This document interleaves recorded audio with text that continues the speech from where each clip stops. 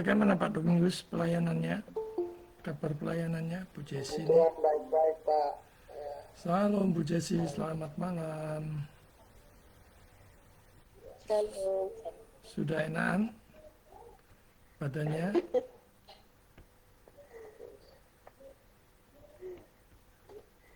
Busy tadi. Mudah-mudahan jaringannya kuat ya.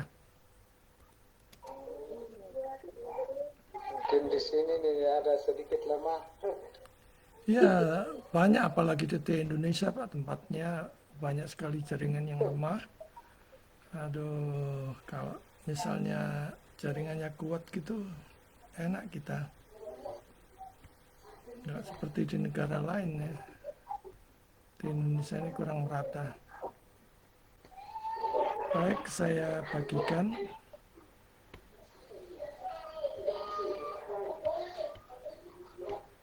Pak Domingus minta tolong di mute dulu mic-nya biar tidak suara. Ya, dimatikan dulu suaranya.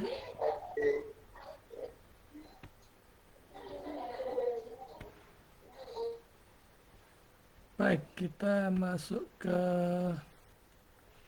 sesi kelima. Kelihatan? Kelihatan ya. Baik, kita masuk ke kontekstualisasi Injil. Kontekstualisasi Injil adalah proses menyampaikan Injil secara relevan di dalam konteks budaya tertentu, daerah tertentu, tanpa mengorbankan kebenaran teologis yang disampaikan.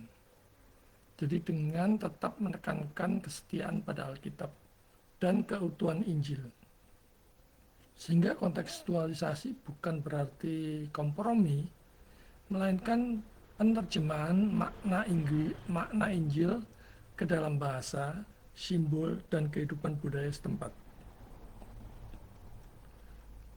Yang pertama, dasar teologisnya dulu ya, kita melihat untuk melihat bagaimana kontekstualisasi ini.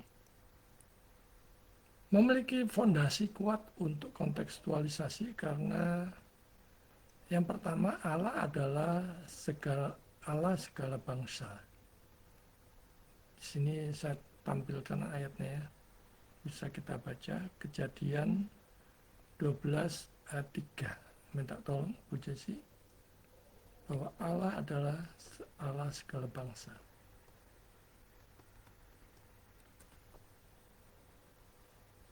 Kejadian 12 ayat 3. Aku akan memberkati orang-orang yang memberkati engkau dan mengutuk orang-orang yang mengutuk engkau, dan olehmu semua kaum muka bumi akan mendapat berkat. Ini janji Allah kepada Abraham ya, Bapa segala orang beriman ya. Dan ini juga berlaku bagi setiap orang yang beriman kepada Kristus ya. Betapa janji ini luar biasa merembes sampai kepada kita. Jadi kita tidak perlu takut terhadap orang-orang yang membenci kita, mengutuk kita, menolak Injil yang kita beritakan. Karena itu justru akan merugikan mereka sendiri. Dilanjut di Matius 28 ayat 19.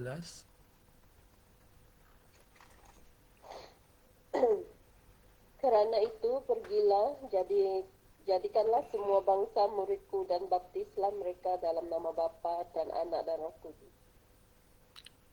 Ya, pergilah. Jadi ini perintah kepada jemaat ya. Kata gereja itu sendiri sebenarnya diperintahkan untuk keluar. Jadi kalau jemaat tidak diperlengkapi dengan bagaimana memberitakan Injil, bagaimana memuridkan, bagaimana pergi mengerjakan misi, maka suatu saat gereja tersebut akan stuck, akan mati secara rohani ya.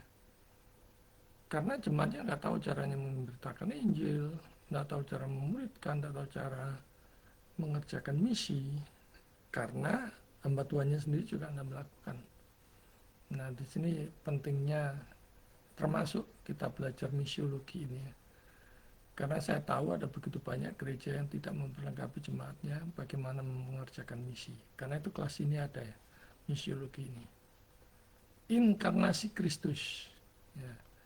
Yesus masuk ke dalam budaya manusia, berbicara dalam bahasa mereka. Mari kita lihat di Yohanes 1 ayat 14.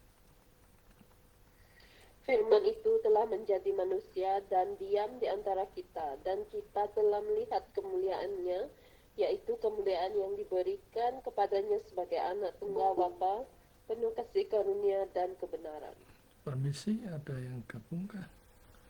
Pak Maksi, Shalom Pak Maksi. Ya, Selamat malam. selamat malam. Kita baru bergabung, Pak. baik. Berdatang. Kita sudah mulai, mohon dimatikan dulu mic-nya ya. Oke, kita lanjut. Kemudian berikutnya adalah Alkitab yang diterjemahkan di dalam berbagai bahasa. Pada waktu saya misi ke Kalimantan, itu ada misionaris yang sudah 30 tahun di sana dan mempunyai kerinduan untuk menerjemahkan Alkitab dalam bahasa Dayak 4 dialek. Saudara bayangkan, yang menerjemahkan itu misionaris, bukan hamba Tuhan dari negara kita. Dan dia ada di situ 30 tahun sudah. Waktu itu tahun berapa ya saya ke 2013. Itu dia sudah 30 tahun di sana. Saudara bisa bayangkan Kalimantan seperti apa waktu itu. Dan dia rela datang dari Amerika ke Kalimantan untuk memberitakan Injil. Dan kami dipandu mereka ya. Mereka bisa bahasa Dayak. Bukan kita yang memandu orang asing, justru kita yang dipandu. Jadi Alkitab diterjemahkan dalam berbagai bahasa. Jadi misalnya sejak dilakukan reformasi oleh Luther dan Calvin-nya, itu sebagai bentuk dari awal mula kontekstualisasi. Karena kalau yang bisa membaca hanya orang-orang teolog, hanya orang-orang rohaniawan, maka mereka hanya bisa bebek ya, mengikuti apa katanya rohaniawan ya. Meskipun misalnya artinya tidak seperti keseluruhan yang Alkitab maksud, maka mereka tidak tahu kebenarannya bagaimana. Disitulah pentingnya penerjemahannya, termasuk ke dalam bahasa lokal ya. Ada bahasa Jawa, ada bahasa Batak, ada bahasa Madura. Dan itu luar biasanya Alkitab ya. Jadi tidak dituntut ke bahasa aslinya, harus mengerti dalam bahasa aslinya, sementara kita ada di Indonesia. Harus belajar aslinya. Ya sangat sulit sekali. Roh Kudus bekerja dalam semua budaya, meski sekaligus menilai dan memperbaurinya. Ya ini agak panjang, bisa saudara lihat nanti di rumah ya. Nah, Calvin berkata, the gospel is not bound to any one culture, people, or language. Jadi Injil tidak terikat pada satu budaya, satu orang, atau bahasa tertentu. Jadi Injil ke dalam berbagai macam bahasa. Karena berbagai macam bahasa itu pun juga Tuhan berkenan adakan. Ini ya tadi yang sudah dibacakan Bu Jessie ya. Aku akan memberkati orang yang memberkati engkau dan mengutuk orang yang mengutuk engkau. Dan olehmu semua kaum di muka bumi akan mendapat berkat. Luar biasa ya. Tetapi semua orang yang menerimanya, yang menerima Yesus, diberinya kuasa supaya menjadi anak-anak Allah, yaitu mereka yang percaya dalam namanya. Jadi kita yang percaya kepada Yesus itu diberi kuasa. Sekalipun mungkin kita alasan tidak pandai bicara, tidak pandai bergaul, tidak pandai berbicara di depan banyak orang, tetapi Roh Kudus yang ada dalam kita itu mempunyai kuasa. Dia yang akan berkuasa untuk menyatakan kehendak Tuhan melalui firman-Nya. Jadi jangan takut ya, jangan minder juga. Ini yang agak panjang tadi ya. Yohanes 6 ayat 8-13. Dan kalau ia datang, ia akan menginsafkan dunia akan dosa, kebenaran dan penghakiman. 16 ayat 9, akan dosa karena mereka tetap tidak percaya kepadaku. Akan kebenaran karena aku pergi kepada Bapa dan kamu tidak melihat aku lagi. Akan penghakiman karena penguasa dunia ini telah dihukum. Ya, bisa saudara pelajari ya ayat-ayatnya. Nah, sekarang kita melihat prinsip-prinsip kontekstualisasi. Berikut intinya ya. Yang pertama, prinsip kesetiaan pada Alkitab atau sola scriptura. Jadi Injil tidak boleh diubah isinya. Konteks hanya membantu pemahaman, bukan menafsirkan ulang kebenaran. Jadi ingat prinsip Scripture interpret Scripture. Jadi kitab suci menafsirkan kitab suci itu sendiri. Kalau kita mencomot ayat di suatu bagian perjanjian baru, maka kita harus membandingkannya dengan perjanjian lama. Apakah itu tidak kontradiksi, apakah itu selaras atau tidak, bertentangan atau tidak, supaya kita mendapatkan arti yang sebenarnya. Jadi bukan dengan pemikiran kita sendiri, tapi dari dalam Injil itu sendiri. Yang kedua, keutuhan Injil dan pandangan dunia. Jadi melihat Injil sebagai lebih dari sekedar penyelamatan pribadi. Injil adalah visi kosmis. Kolose 1 ayat 20. Perjanjian baru ya. Dan oleh dialah ia memperdamaikan segala sesuatu dengan dirinya, baik yang ada di bumi maupun yang ada di surga. Sesudah ia mengadakan perdamaian oleh darah salib Kristus. Ya, ini visi yang kosmis ya, seluruh alam semesta ya. Hanya melalui darah Yesus. Dan betapa luar biasa berkuasanya ya, Kristus itu ya. Darah pengorbanannya itu membasuh dosa-dosa kita. Dan itu seharusnya membuat kita bersyukur dan makin melayani Tuhan. Makanya kita bisa rindu untuk mengerjakan misi, mengabarkan Injil, atau bahkan memberitkan. Berikutnya, maka kontekstualisasi juga mencakup sistem nilai, etika, dan pemikiran di dalam budaya. Yang berikutnya, transformasi budaya bukan asimilasi budaya. Jadi Injil itu harus mengoreksi dan menguduskan budaya itu. Bukan sekedar menyatu dengannya. Yuk kita lihat Roma 12 ayat 2. Mari. Janganlah kamu menjadi serupa dengan dunia ini, tetapi berubahlah oleh pembaharuan budimu sehingga kamu dapat membedakan manakah kehendak Allah, apa yang baik, yang berkenan kepada Allah, dan yang sempurna. Kita bisa tahu kehendak Allah kalau kita rajin baca firman Tuhan, membuka firman Tuhan, merenungkan firman Tuhan, dan melakukan firman Tuhan. Kalau kita tidak rajin melakukan itu, bagaimana kita bisa mengetahui kehendak Tuhan? Yang ada adalah sebenarnya kehendak kita sendiri yang kita lakukan. Nah, Herman Bavinck mengatakan, grace does not destroy nature, but restores and perfect it. Jadi kasih karunia itu tidak merusak alam, melainkan memulihkan dan menyempurnakannya. Jadi kalau misalnya ada pemberitaan Injil sambil bakar-bakar rumah ibadah orang lain, yaitu bukan menyempurnakannya, itu merusak ya. Bukan memulihkannya, tapi itu menghancurkannya. Jadi Injil bukan seperti itu. Sekarang kita lihat model kontekstualisasi dalam misi reform. Jadi yang terus-menerus diperbarui oleh firman Tuhan, terus-menerus siap untuk diperbarui pengertian dan hikmatnya oleh firman Tuhan. Yang pertama, model reformasi. Para reformator seperti Calvin menerjemahkan Injil dalam bahasa lokal. Pada waktu itu ya Latin ke Perancis ya. Menulis katekismus dan mengatur liturgi sesuai konteks tanpa kehilangan Injil, esensi Injil. Nah, apa itu katekismus? Itu saya berikan footnote ya, nanti saudara bisa baca. Kemudian ada model Abraham Kuyper. Kuyper memperkenalkan gagasan antitesis dan common grace, anugerah umum ya. Jadi Injil bertolak belakang dengan dunia berdosa. Namun kasih karunia umum atau anugerah umum membuat kita tetap dapat berdialog dan menggarami dunia ini, menjadi terang dan garam dunia ini.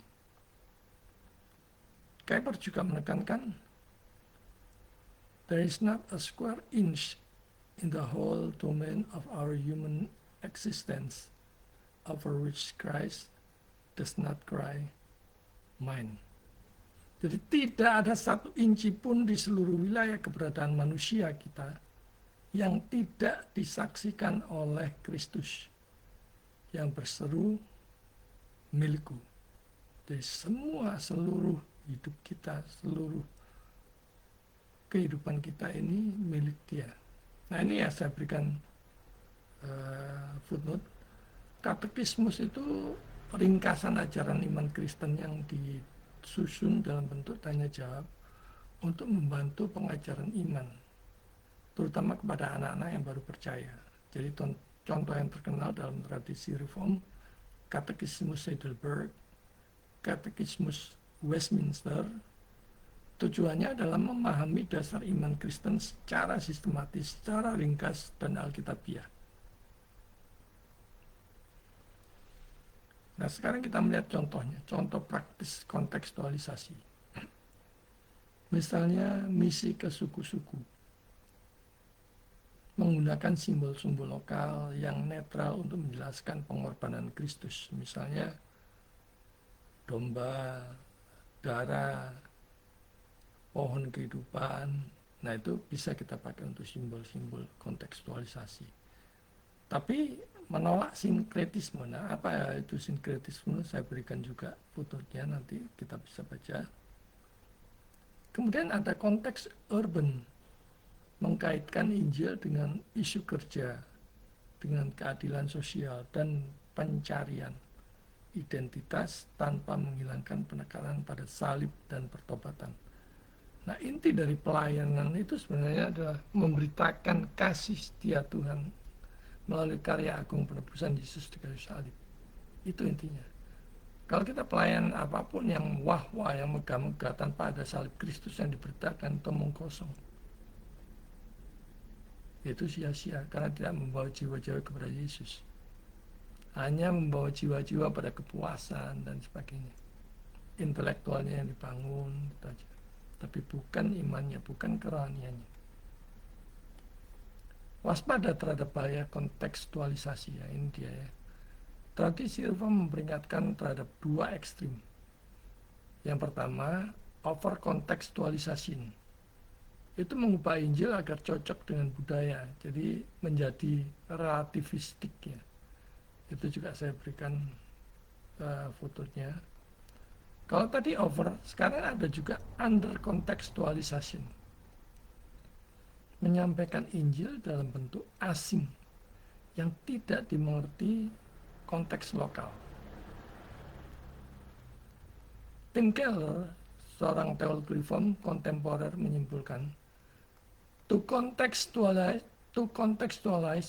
with integrity is to make the gospel understandable and compelling without removing its offense. Jadi kita mengkontekstualisasikan dengan ini kurang K ini.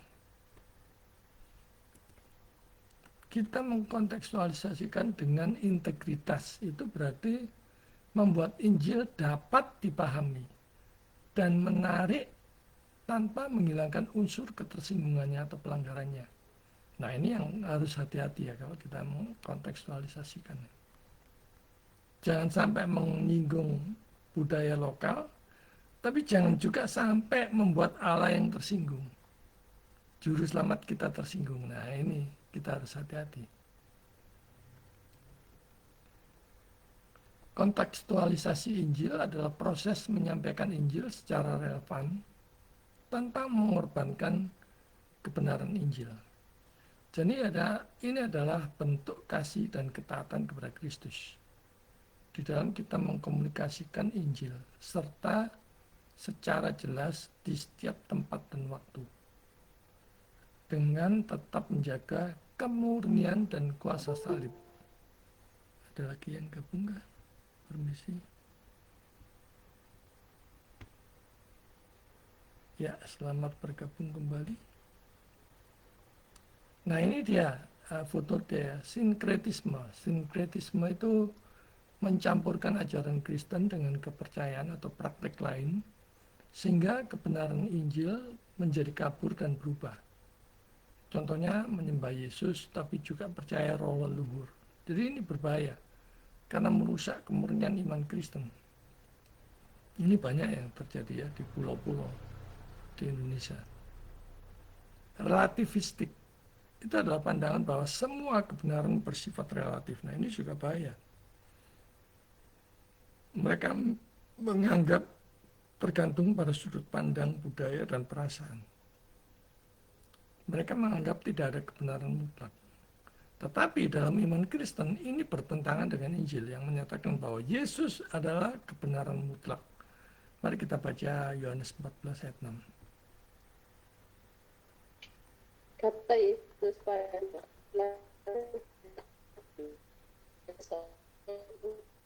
kalau tidak melalui. Ya, hanya Yesus kita bisa sampai kepada Allah Bapa. Tidak ada cara lain. Tidak juga dengan kesalehan, tidak juga dengan doa puasa, tidak juga dengan perbuatan baik apapun yang berasal dari diri kita sendiri. Hanya melalui iman kepada Yesus sebagai Tuhan dan Juru Selamat, kita bisa sampai kepada Bapa. Yang berikutnya, prinsip dan tantangan kontekstualisasi. Prinsip kontekstualisasi Injil yang pertama itu kesetiaan pada Alkitab. Jadi Injil tidak boleh diubah isinya. Kemudian prinsip relevansi budaya. Jadi disampaikan dengan cara yang dimengerti orang di dalam konteksnya. Misalnya kalau di Jawa itu ada ibadah dengan bahasa Jawa, kitab sucinya juga bahasa Jawa. Di Batak juga ada bahasa Batak. Di Madura juga ada kitab suci bahasa Madura. Nah itu bagian dari kontekstuasi relevansi budaya. Yang ketiga, prinsip Kristus sebagai pusatnya atau Christ Center. Jadi semua penyesuaian itu tetap menunjuk kepada Kristus. Bahkan kalau kita melayani khotbah, memberitakan Injil, mengerjakan misi, ujung-ujungnya itu harus disampaikan Kristus yang tersalib menggantikan kita yang berdosa, yang seharusnya dihukum. Itu harus disampaikan. Yang keempat, transformasi bukan kompromi. Jadi Injil memperbarui budaya, bukan menyatu dengannya. Nah, tantangan kontekstualisasi sekarang. Sinkretisme, relativisme, penolakan budaya, dan kebingungan makna. Ini tantangan kalau kita melakukan kontekstualisasi. Kita lihat sinkretisme. Campur aduk Injil dengan ajaran lain. Misalnya teologi gado-gado. Atau teologi rujak cingur gitu ya. Macam-macam teologinya. Ada yang berdasarkan berpusat pada dirinya sendiri, antroposentris. Ada yang berpusat pada Kristus. Dicampur aduk. Ya, teologi gado-gado itu. Banyak di gereja ya. Relativisme. Menganggap semua kebenaran sama, sehingga Injil kehilangan keunikan. Nah ini juga mulai, bibit-bibit seperti ini juga mulai merembes ke dalam gereja-gereja yang kontekstual. Relativisme. Khotbah pakai baju seenaknya sendiri. Itu bukan salah secara mutlak, tetapi kepatutan, saudara. Seperti misalnya secara ekstrim aja. Dia berdiri di atas mimbar, kemudian pantaskan memakai baju olahraga. Tentu bukan pada tempatnya juga. Seharusnya direnungkan, kita memberitakan Injil, mendengarkan Injil, itu mendengarkan maksud dan kehendak Tuhan. Bukan sekedar orang yang ngoceh di mimbar. Tapi kita tunduk pada firman-Nya. Nah itu yang harus kita jaga. Kita harus hormat. Yang ketiga, penolakan budaya. Jadi terlalu menolak konteks bisa membuat Injil terasa asing. Kemudian juga ada kebingungan makna. Simbol atau bahasa disalahpahami jika tak dijelaskan dengan benar Nah, ini kelemahan orang-orang di Indonesia ini kan menjelaskan dengan sedetail mungkin, seterperinci mungkin. Itu biasanya apalagi orang-orang modern itu sudah diambil kulitnya aja. Padahal kulitnya itu belum sampai pada kebenaran. Kita harus belajar mengajar jemaat kita untuk mau mendengar makanan rohani yang keras. Bukan setiap hari mendapatkan susu itu aja menjadi bayi rohani. Tapi ada pertumbuhan ya di dalam pengertian, dalam iman kita itu ada pertumbuhan, yaitu dengan sekali-sekali dengan makanan keras. Kita butuh menggali firman Tuhan dengan lebih terperinci, menjelaskannya lebih detail dan sebagainya. Tentu saja kita lakukan dengan kasih ya. Yang keenam, antara Injil yang tidak berubah dan budaya yang berubah. Kita sepakat bahwa Injil tidak berubah. Isinya tetap bahwa Yesus Kristus mati dan bangkit itu menyelamatkan orang berdosa. Dia minta tolong dibacakan. Sebab yang sangat penting telah kusampaikan kepadamu, yaitu apa yang telah kuterima sendiri, ialah bahwa Kristus telah mati kerana dosa-dosa kita, sesuai dengan kitab suci, bahwa ia telah dikuburkan dan bahwa ia telah dibangkitkan pada hari yang ketiga sesuai dengan kitab suci. Kemudian ada budaya yang terus berubah. Cara hidup, kebiasaan, bahasa, nilai, kebiasaan, adat istiadat masyarakat selalu berganti. Makin maju dia makin berkembangnya. Maka tugas orang percaya, tugas kita sebagai pelayan-pelayan Tuhan, menyampaikan Injil yang sama dengan cara yang bisa dimengerti di dalam budaya yang berbeda, tanpa kita harus mengubah isi Injil, tapi memakai cara yang relevan dan bijaksana sehingga Injil tetap disampaikan dengan murni, dengan cara yang benar. Nah, seperti Paulus berkata 1 Korintus 9 ayat 22. Silakan. Ini kurang lengkap ya. Bagi orang-orang yang lemah, aku menjadi seperti orang yang lemah, supaya aku dapat menyelamatkan mereka yang lemah. Bagi semua orang, aku telah menjadi segala-galanya, supaya aku sedapat mungkin memenangkan beberapa orang dari antara mereka. Ya, itu salah satu strateginya. Tujuannya supaya semakin banyak orang mengenal Kristus. Makanya di bagian firman Tuhan yang lain katakan, aku bersukacita sekalipun mereka mempunyai maksud dan motivasi yang salah, yang menyimpang. Kita harus bersukacita sepanjang itu Injil yang diberitakan. Ya, saya selalu sering mengatakan pada mahasiswa saya, ada begitu banyak gereja-gereja yang menyimpang ya, bahkan menjurus pada sesat, tapi jemaatnya luar biasa banyak. Kita harus tetap sukacita. Karena di sana dia memberitakan Injil, sekalipun Injilnya menyimpang. Tapi intinya dia memberitakan Injil. Nah, sisanya itu bagian kita untuk meluruskannya. Dan kita harus bisa mendapatkan orang-orang itu. Jadi kita tidak perlu ya sampai, wah kita curi dombanya atau pakai cara-cara yang kotor gitu. Tidak perlu. Sepanjang mereka melakukan, entah itu motivasinya memperkaya diri, motivasinya menyesatkan dan sebagainya. Tetapi di sana dia memberitakan Yesus. Nah, pertanyaannya adalah Yesus yang bagaimana yang dia beritakan. Nah, itu bagian kita untuk meluruskannya. Jadi tanpa membuat mereka sampai tersinggung dan sebagainya. Prinsip reform ya, gereja yang selalu mau menyediakan diri untuk diperbarui oleh pengertian firman Tuhan, itu prinsip gereja reform ya. Jadi bukan merujuk ke sinode tertentu, tetapi semua gereja sinode apapun yang mau diperbarui setiap saat melalui pengertian firman Tuhan yang baru dan benar. Ini prinsipnya Ecclesia Semper Reformanda. Gereja selalu bersedia untuk memperbarui diri. Ecclesia Semper Reformanda. Gereja selalu memperbarui diri. Saudara dan saya selalu belajar. Oh, pengertian saya yang lama itu salah ya ternyata. Nah, kalau saudara dikuatkan, diteguhkan dengan pengertian yang baru melalui firman Tuhan, saudara harus tunduk. Taat dan patuh. Saudara tunduk pada firman Tuhan, saudara tunduk pada Allah sendiri. Bukan kepada saya, pengajar saudara. Tapi saudara menentang karena, oh, gerejaku sudah sekian abad ya seperti ini. Tetapi kalau dibuktikan dengan firman Tuhan yang baru, bahwa penafsirannya bukan seperti itu, ya kita harus tunduk. Mau diubahkan dengan pengertian firman Tuhan yang baru.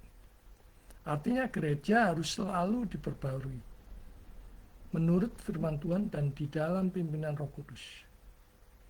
Jadi bukan berarti gereja ikut-ikutan tren ya. Sekarang ini banyak gereja khotbahnya diganti dengan motivasi.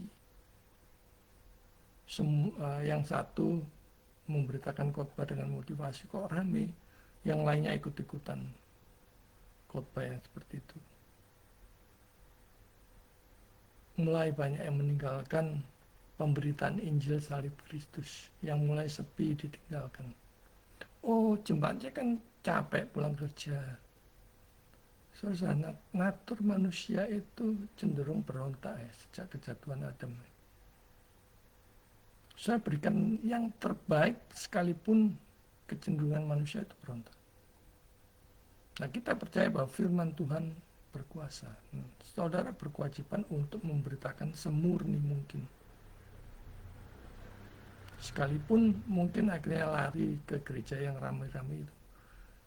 Sepanjang saudara sudah memberitakan Injil dengan murni, dengan taat. Mereka lari, ya mereka bukan domba, saudara, mereka kambing. Kambing itu makan apa aja, sampah-sampah pun dimakan. Tapi domba hanya makan rumput gembalanya. Kita renungkan bahwa berita Injil Salib Kristus itu yang membawa jiwa diselamatkan di dalam kekekalan. Jadi seharusnya itulah yang kita beritakan. Tapi terus kembali kepada Alkitab untuk dibersihkan dari kesalahan, kebiasaan manusia atau kompromi zaman. Jadi membawa jiwa-jiwa pada pertobatan kepada Yesus. Supaya mereka percaya, beroleh anugerah, dan diselamatkan di dalam hidup yang kekal. Jadi prinsip ini menekankan yang pertama kesetiaan pada kebenaran. Kemudian pertobatan secara terus-menerus. Jadi berita pertobatan, seruan pertobatan itu terus sampaikan saudara. Jangan putus-putus. Tidak ada ceritanya kelebihan Injil ya.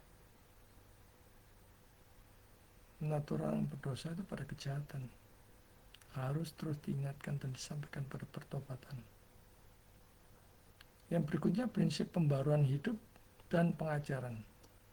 Nah, pengajaran harus diperbarui dengan pengertian yang benar, dengan tafsiran yang benar, tafsiran yang tepat, yang murni. Jadi gereja Reform percaya bahwa meski Injil tidak berubah, gereja harus selalu diperiksa dan dibaharui agar tetap setia pada Kristus. Saya pernah mengatakan, kalau hamba Tuhan saudara tidak atau anti ditanyai dan tidak bisa menjawab, saudara patut curigai. Dia belajar apa tentang kekristenan? Dan dia menyampaikan apa di dalam melayani? Apa motivasinya? Kalau dia gembala yang baik, bukan gembala umpan, dia akan senang menjawab setiap pertanyaan jemaatnya. Sepanjang pertanyaan itu sesuai dengan firman Tuhan. Bahkan kalau yang menyimpang-menyimpang, dia pun juga harus bisa meluruskannya. Benarnya bagaimana? Nah, ini yang penting ya. The Christian must live in the word, but not be of it. So too must our gospel. Orang Kristen harus hidup di dunia, tetapi tidak menjadi bagian darinya. Begitu pula dengan Injil kita. Ini quote dari Tim Keller yang cukup bagus ya, yang patut kita ingat dalam kita mengerjakan misiologi. Itu saja materi kita malam hari ini. Soli Deo Gloria.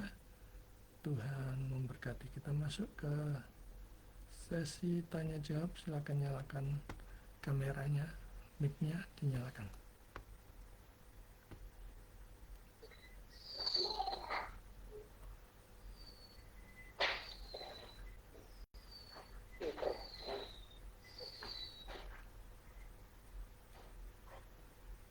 Ya, silakan. Ya,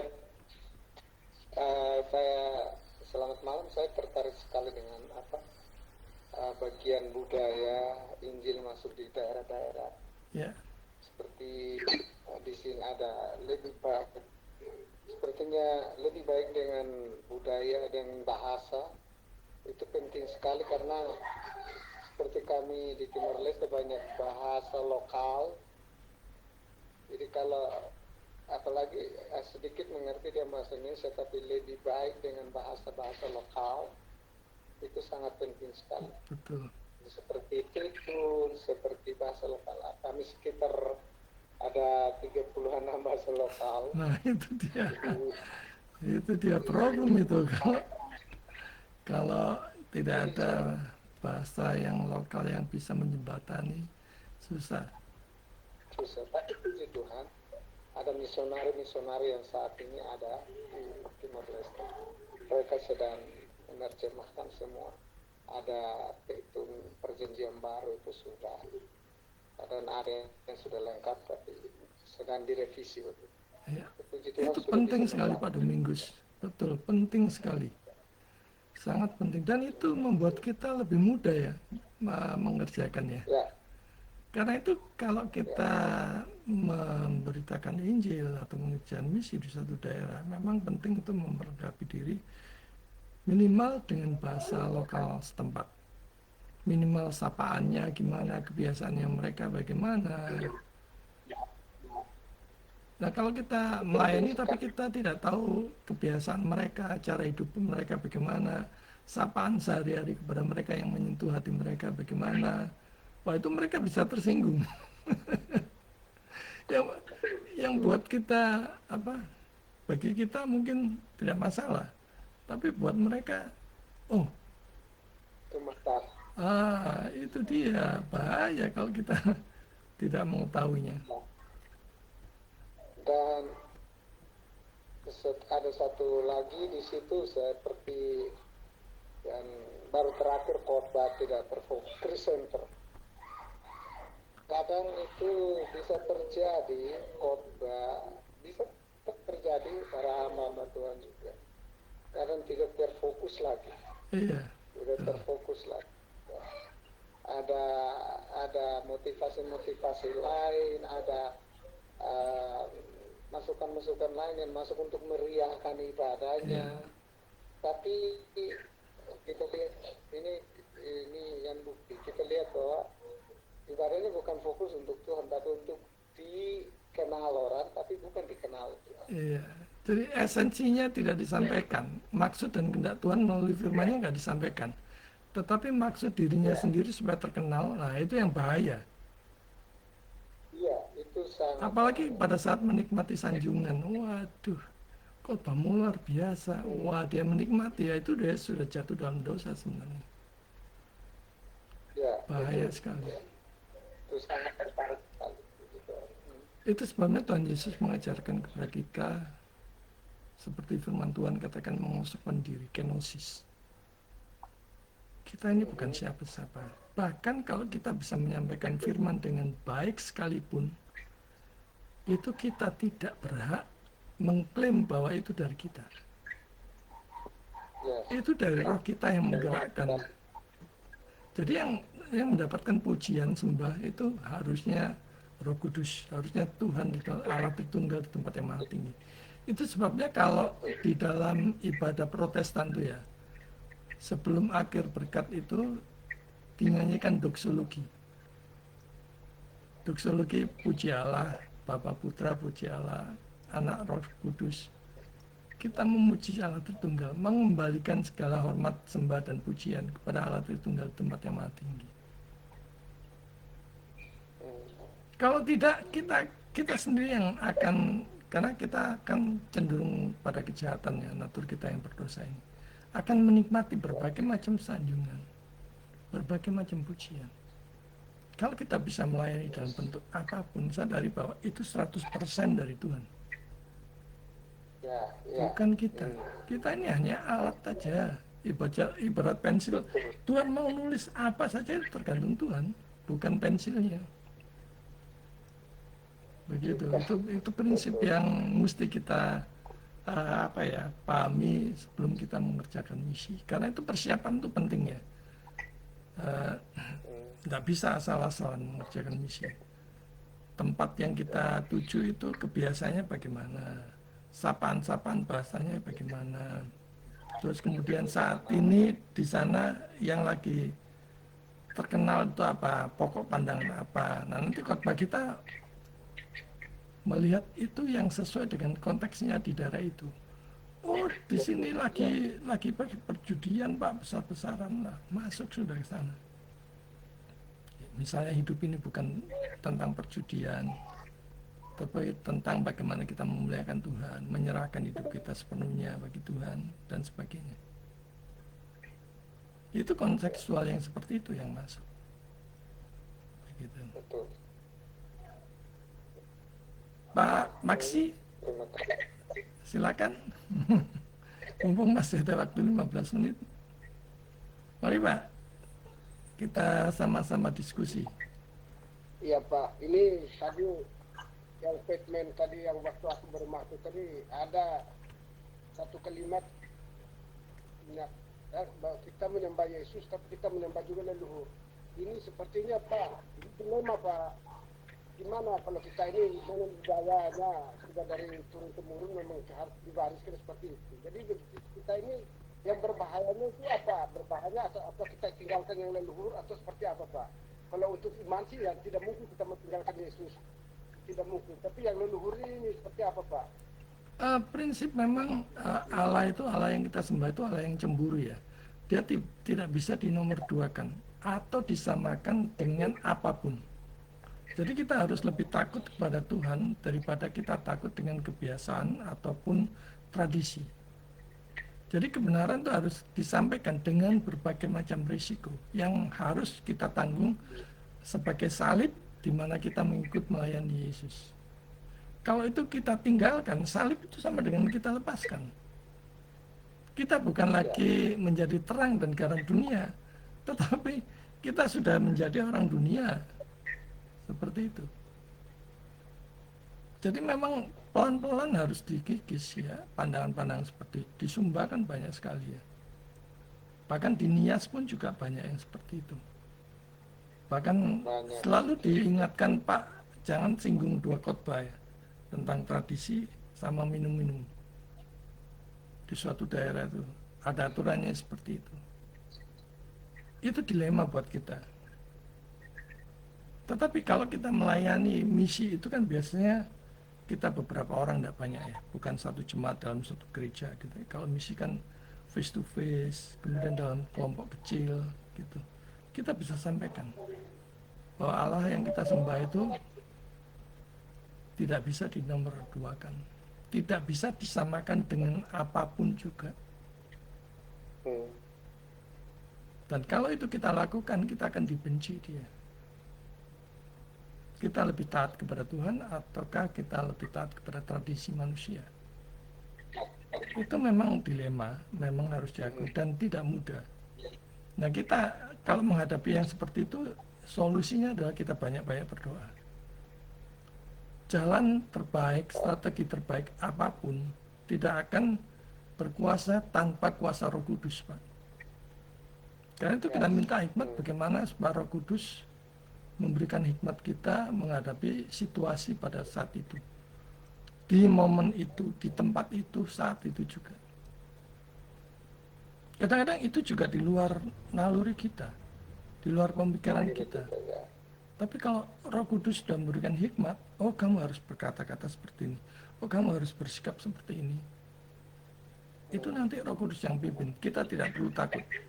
Kita pasti diperlengkapi. Betul.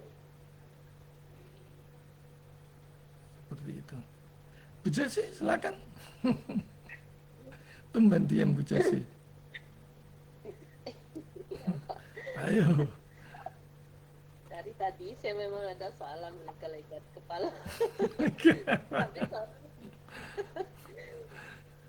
soalannya dia lebih kepada pengampunan dosa. Ya, silakan. Soal pengampunan dosa. Jadi menurut Bapak kan pengampunan dosa itu boleh dilakukan kita sendiri dengan Tuhan direct dari doa kita, atau perlukan orang pertengahan sebagai perantara kita untuk berbicara. Contohlah Pak, dalam Katolik kan kalau buat pengakuan dosa kena jumpa. Kalau secara Alkitabiah kita tidak perlu perantara, Bu. Karena perantara kita itu cuma Yesus.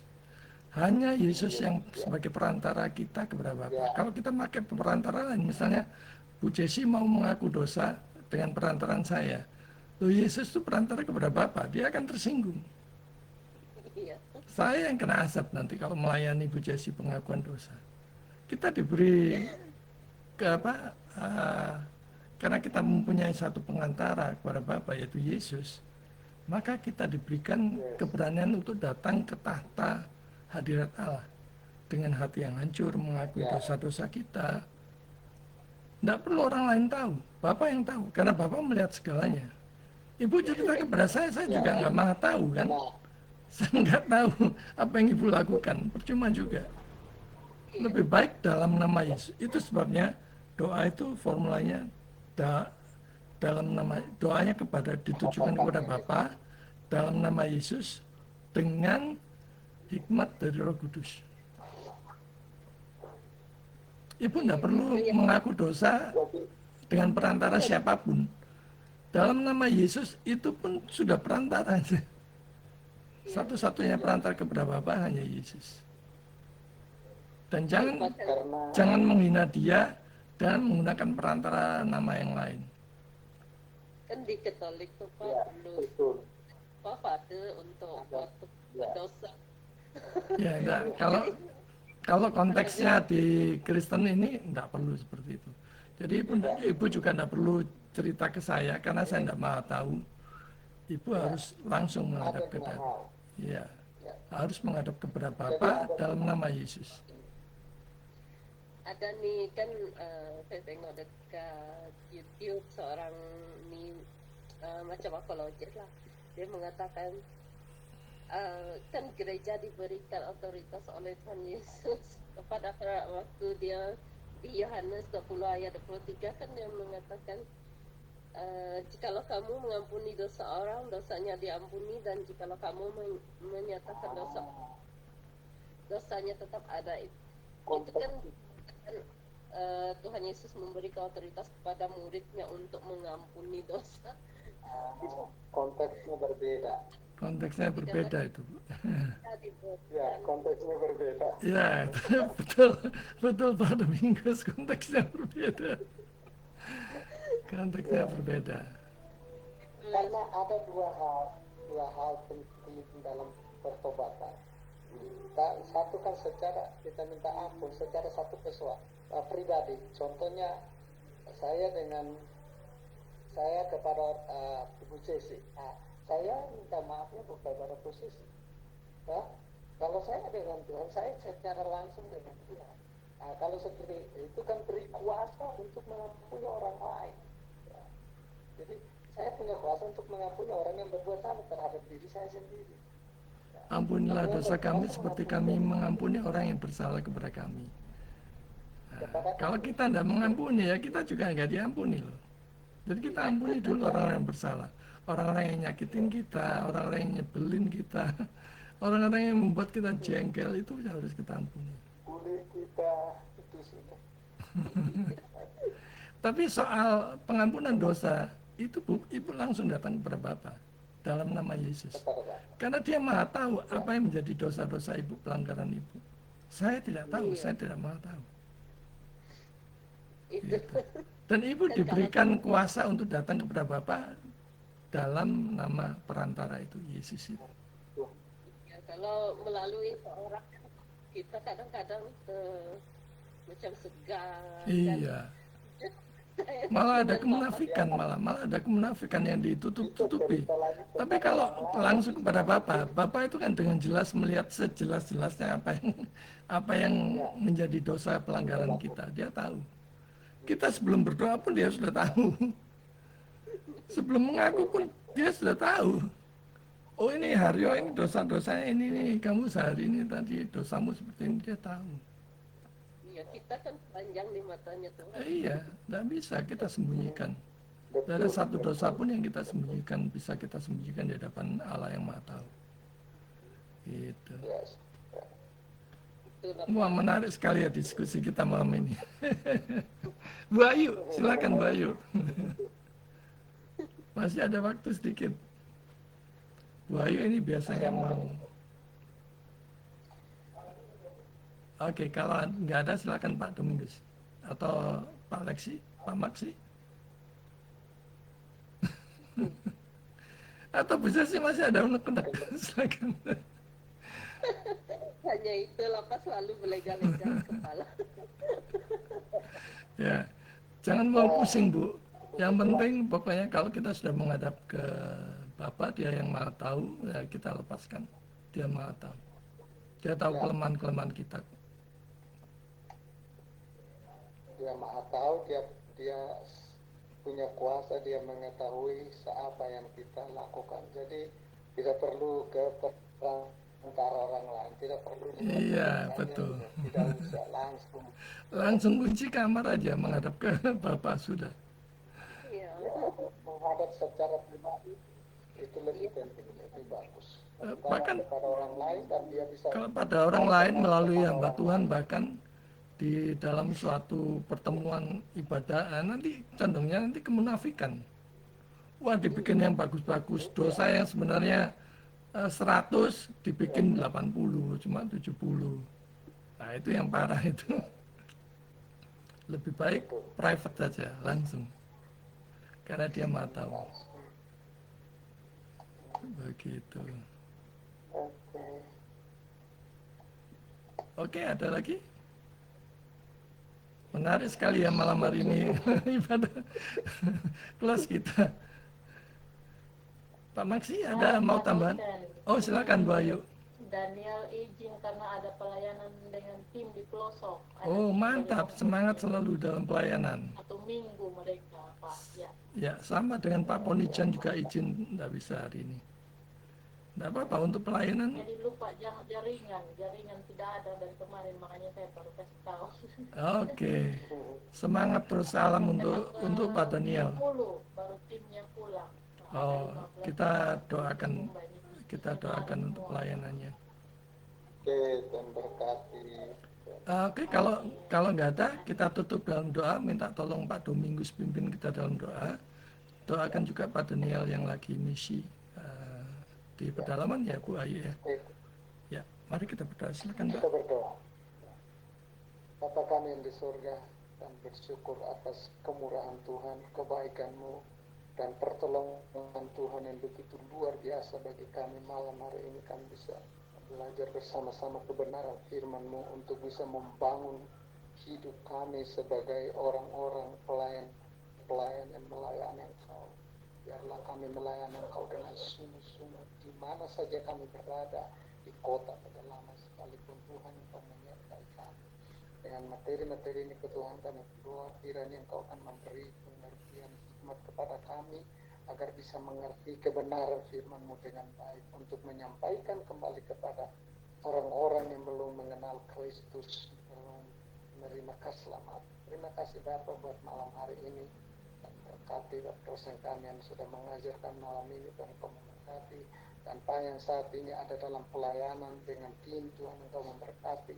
Biarlah roh Allah menyertai mereka dimanapun mereka berada, dan kuasa Tuhan yang ada dalam kehidupan mereka dan biarlah dari kehidupan mereka bisa terpancar kasih Tuhan dari kehidupan mereka ke orang lain. Terima kasih Bapak buat ini yang sudah ikut dia malam ini, Tuhan kami tetap serahkan dalam tangan Tuhan, dan Tuhan terus memberkati kami dimanapun kami berada. Biarlah kiranya Tuhan menyertai kami dalam tempat pelayanan kami masing-masing, walaupun ada di pedalaman sekalipun, di kota sekalipun, di situ Engkau senantiasa menyertai kami dan bersama-sama. Terima kasih Bapak di surga buat kelas malam hari ini. Kami serahkan kami semua malam ini yang sudah belajar. Kiranya Tuhan Engkau memberkati, dan Tuhan Engkau memberkati dosen kami yang sudah mengajar kami. Ya, online Tuhan terus Engkau memberkati. Dan ke depan kami berdoa Tuhan, kiranya Engkau memberkati jaringan, alat-alat yang kami akan pakai, Tuhan Engkau memberkati. Agar buat semua yang kami lakukan atas kemuliaan Tuhan. Terima kasih Bapa di surga, dan kami mengakhiri kuliah malam hari ini di dalam nama Tuhan Yesus. Haleluya. Amin. Amin. Terima kasih. Terima kasih. Waktunya pas. Amin. Terima kasih Pak dosen dan Selamat terima malam kasih Pak Tuhan Maksi, Pak Domingus, Tuhan memberkati. berkati. Amin. Just perfect. Time's up. Oke, God bless you all.